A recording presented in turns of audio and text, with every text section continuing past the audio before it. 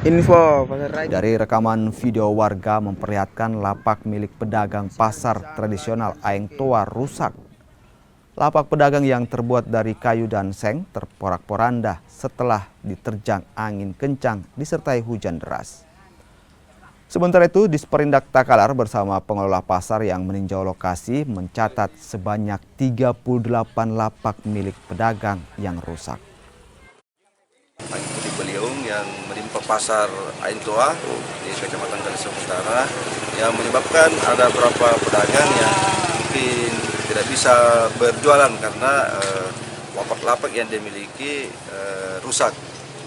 Kita sudah meninjau ke lapangan dan sesuai dengan data kurang lebih 38 pedagang yang terkena dampak daripada angin puting ini.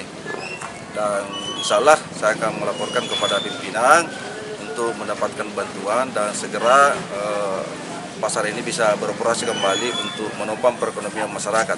Perlu saya sampaikan bahwa pasar Aeng Toa ini adalah berbatasan langsung dengan Makassar sehingga aktivitas penjualan pembeli di sini yang cukup banyak.